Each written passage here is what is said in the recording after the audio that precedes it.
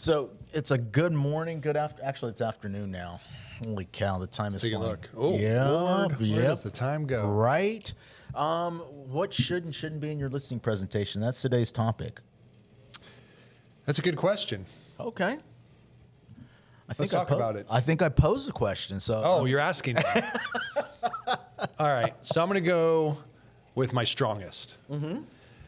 I think that too many people just wing it and they will not really be well prepared. They may even have some good information, but they don't know how to back it up. Okay. And we were just chatting about this. I mentioned justification. Right. Like you need to be able to explain why you're suggesting someone does what they do. Okay. And mostly this is in regards to pricing. Right. But it could also be in regards to timing and other parts of your listing presentation. But yeah, I mean, you don't recognize the problem of not having properly justified pricing in things until you're 2 weeks, a month into the listing. Mm-hmm. And then it's your fault. It happens. But if you justified it properly, Okay. then you can always point back and say, look, this is what we talked about, and this is what we said we were going to do. And so interesting, you know, there's thoughts going through my head, and I guess I started with one of the thoughts that's going through my head is, oh, and by the way, I'm Nestor and this is Travis, because we didn't introduce ourselves at the beginning. But if this isn't your first podcast that you've listened to, you guys might know that already. But anyway, back to my note or my thought. You answered the question, or you brought up the question of, or answered the question of, hey, not enough people are putting enough justification or are prepared enough, was kind of, I felt like, the direction that you were going. Yes. And I also put on the flip side of that I would caution agents to be very careful in making that listing presentation. I think your listing presentation should be good. I think it should be polished.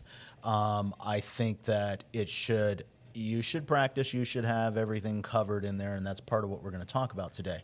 But I also think that you shouldn't walk into a property with a client and have the expectation of thinking you have created a better listing presentation than the person that's coming in before, that came in before you, or is coming in after you. Because in reviewing most listing presentations, if they're interviewing a few good agents, they're all going to have a good listing presentation. And your presentation is not going to be that different than the other person's. Because let's face it, what we do in this industry to sell a house for the most part is the same. There are some nuances that are a little bit different, and those should be pointed out in your presentation. But I want people, I guess what my point is I want people to be careful in thinking that don't put all your eggs in that basket of that presentation, thinking I made a better presentation than person A, therefore I should get the listing. That makes sense? Or did I just go way off? A little bit. A little bit I went way off. I still think justification is sense. very important. Okay. It's the way you approach it. Yeah, we all have the same data that we're going to present, hopefully, if everyone does their homework properly. And it's the way you present it. And we'll get into that again in a little bit. Okay. We were talking about some other aspects of a listing presentation. So I just see too many listing agents get trapped. Yes. Because they don't have what I call justification, which is a very researched and detailed explanation as how they got to where they're at, and getting that seller buy-in. Right. Well, they're not prepared. I see a lot of that. Yeah, I would call it unprepared. Yeah, I see a lot. Are you going to hold open houses? Yes. Next question. It's like, whoa, okay. I think you just missed an opportunity there. Exactly. To give an idea of an explanation exactly what your open houses are about, why you're doing them, or if you're the opposite and you don't hold open houses, why you're not holding them and why that's important. I think that part of the presentation is probably the most important parts of the presentation, but those are the parts that tend to be left out. I see a lot of this is the feature we do, this is the other feature that we do, this is the other feature we do, and very little of the benefits that are going into it. But I also want to, again, stress when we're in there, we have to remember it's really about the client, that the person that's on the other side, and what it is that they're looking for and what their needs are, and not necessarily about us. You know, one of my favorite, I'm number one. Okay. If you can't articulate why that's a benefit to them of you being number one, who cares? It's my 2 cents. Yeah, I know, I agree. And yeah, that's kind of along the same lines. You got to explain the benefits. Right. You don't want 6 pages of I'm number one, I'm number one, I'm number one. Okay, now hire me. You're right. Yeah, it's like, well, what does that mean to me? Help me out. My favorite. Well, let's talk about some things that shouldn't be in your presentation. Well, that's it. 6 pages about you and all your accomplishments. First thing that came to my mind on with regard to that is the picture of you on everything should not be the largest thing on there if your photo's even on there. That was one of the things that came to my mind is, Yeah. you know, the giant number one sign with you standing there in your professional pose, wherever it may be, taking up 3/4 of a piece of paper, probably should not be in your listing presentation. You got the call, right?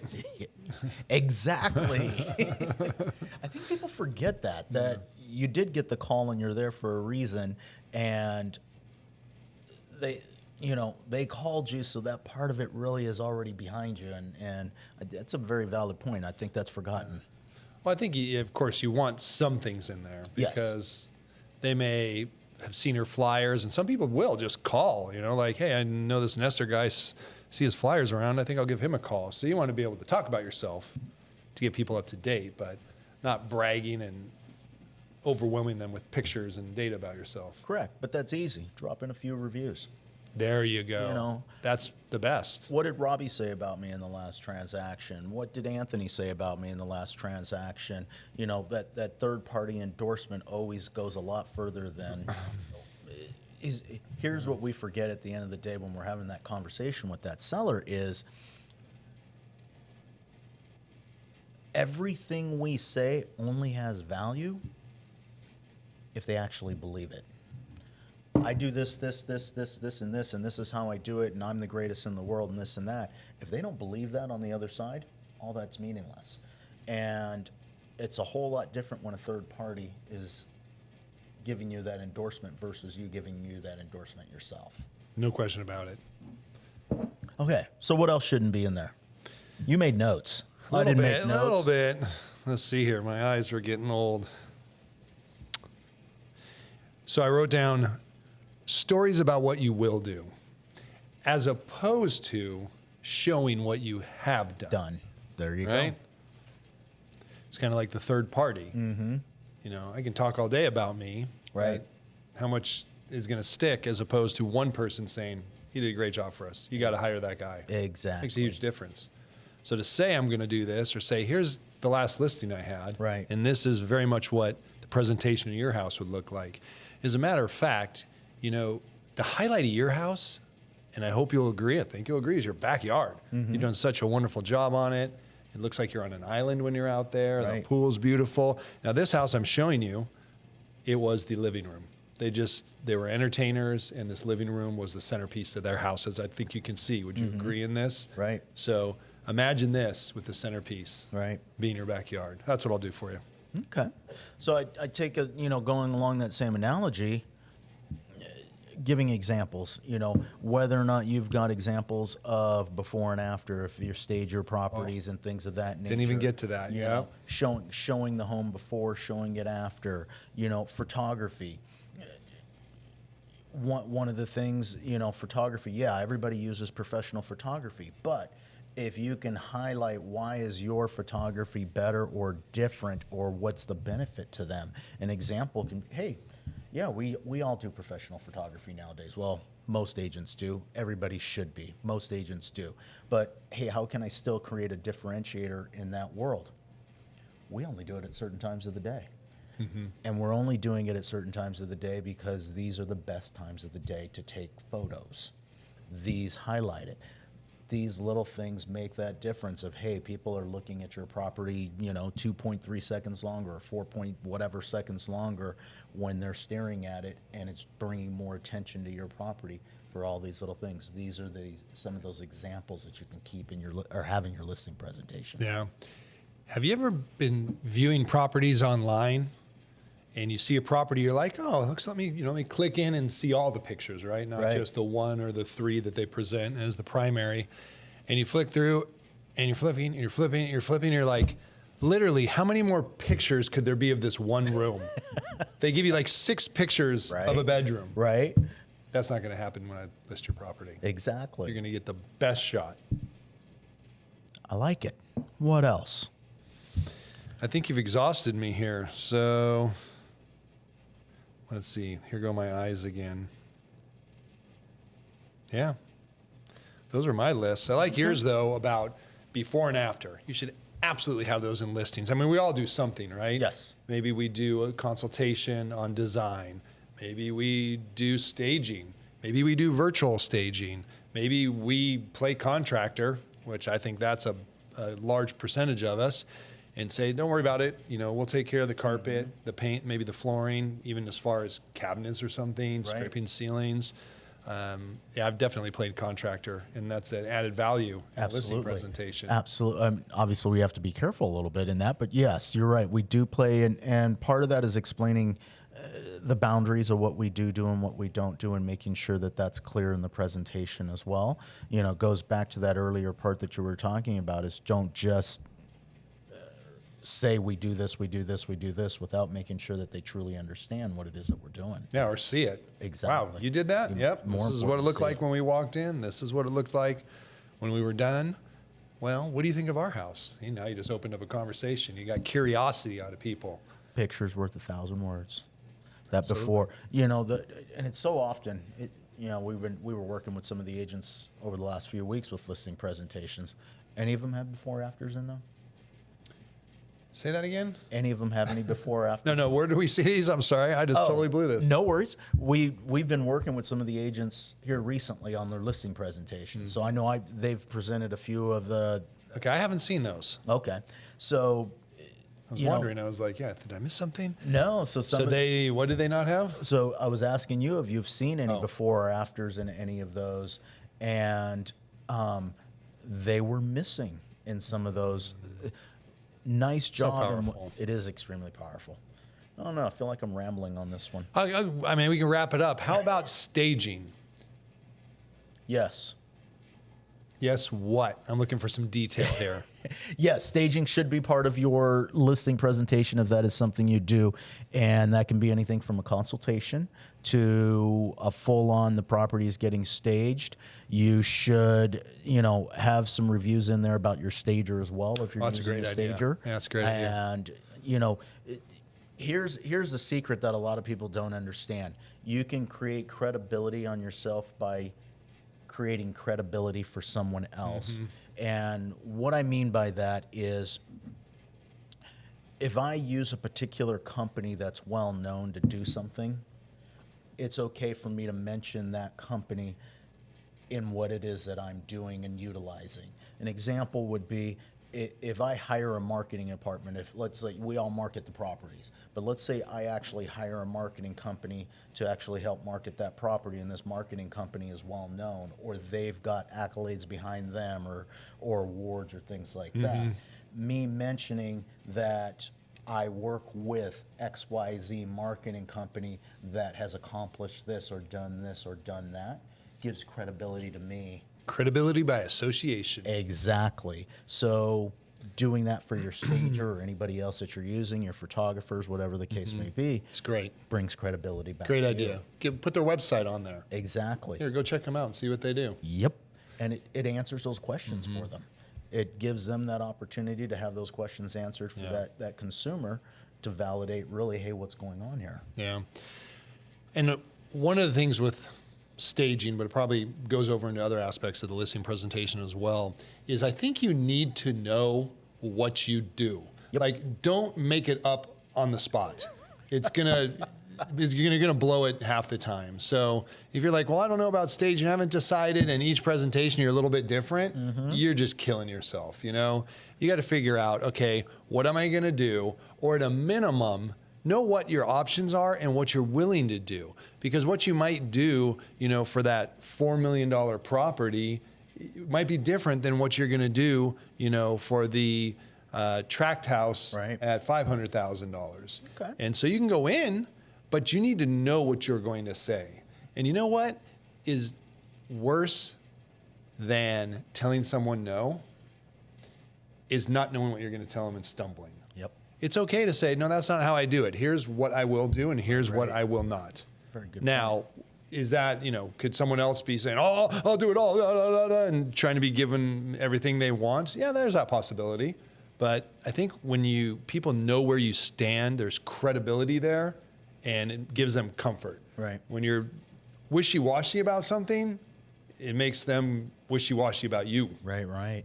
So you go into the listing presentation, do you present everything or do you present what's needed?